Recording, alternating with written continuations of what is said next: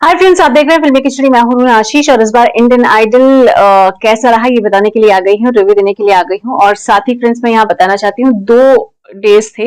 एक दिन जिस दिन मीनाक्षी शेषाद्री आई थी, उनके ही गाने गाए थे। तो सेकेंड डे जो राजश्री प्रोडक्शंस है, उनके 75वें साल गिरह को मनाया जा रहा है, तो उसके गाने गाए थे और बहुत अलग रंग के थे। खैर, जो मीनाक्षी शेषाद्री वाला शो था उसमें कई अच्छे अच्छे गाने थे, जैसे देवोष्मिता का जब कोई बात बिगड़ जाए, मुझे ये अच्छा लगा।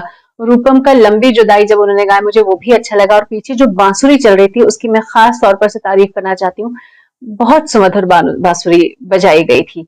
हाँ, अब ये बात अलग है कि इस बार भी शो में रितो और रिबा का जिक्र हुआ है, और उनका जिक्र कुछ यूं हुआ है कि नवदीप और काव्या को जब आपस में छेड़ा जा रहा था, तब आदित्य नारायण ने कहा कि तुम बहुत सारे पिज्जा भिजवा रहे हो काव्या को, और ये जो पूरी इंफॉर्मेशन है ये हमको रितो रिबा ने दी है। तो क्या समझा जाए, चलिए आप मुझे बताइए इसका क्या मतलब हो सकता है।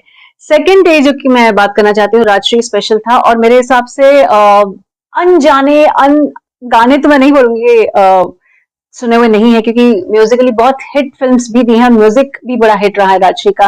लेकिन ये जो पैकेज राजश्री प्रोडक्शंस का लेकर आए थे, मुझे वो बहुत अच्छा लगा।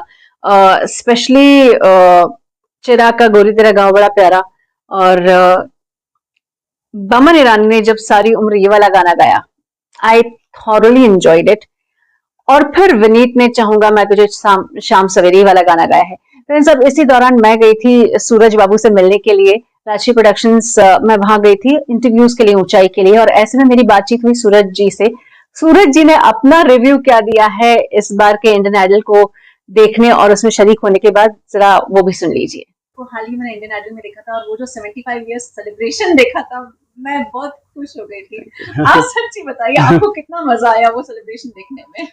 मैंने अभी तक ऑनेस्टली देखा नहीं, अच्छा। क्योंकि बट मैं उस समय था और इतना ग्रेटिट्यूड मुझे मेरा था। मैंने तो कहा मेरे ताऊ जी चाचा जी से कि आपको होना चाहिए था, मतलब मुझे तो बिना मतलब का क्रेडिट मिला, बिकॉज किया उन्होंने है 75 इयर्स, और आज तक हम तो कर रहे हैं, बट जो नींव उन्होंने रखी है उसी जब पुराने सब गीत एक एक एक एक आए, और उसी के साथ साथ मुझे कभी लक्ष्मीकांत जी दिखे, मुझे रविंद्र जैन जी दिखे, राम लक्ष्मण जी दिखे, असद भोपाली जी दिखे, एक एक वो म्यूजिशियन दिखे जो आज नहीं रहे। 75 इयर्स, मतलब सबका कंट्रीब्यूशन रहा है राष्ट्रीय के पीछे, और सब ने ये कोशिश की है कि बस राष्ट्रीय की जो प्योरिटी है वो अपनी बरकरार रहे।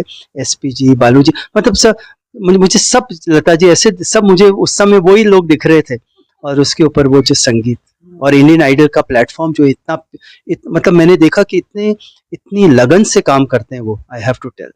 तो ऐसा कोई बच्चा, कोई स्पेशली कोई फेवरेट गीत गा दिया, कोई बच्चा याद रह गया होगा उसमें से? बहुत अच्छा, सबने बहुत अच्छा गाया, बट जो विनीत ने चाहूंगा मैं तुझे गाया, वो एकदम रोंगटे खत्म हो गए थे हमारे दोस्ती का गाना। आई होप फ्रेंड्स आपने इस शो को एंजॉय किया होगा, क्योंकि राजश्री प्रोडक्शंस के गानों को और उनके प्रेजेंटेशन को मैंने बहुत एंजॉय किया है। आप लिखकर बताइए। जय हिंद।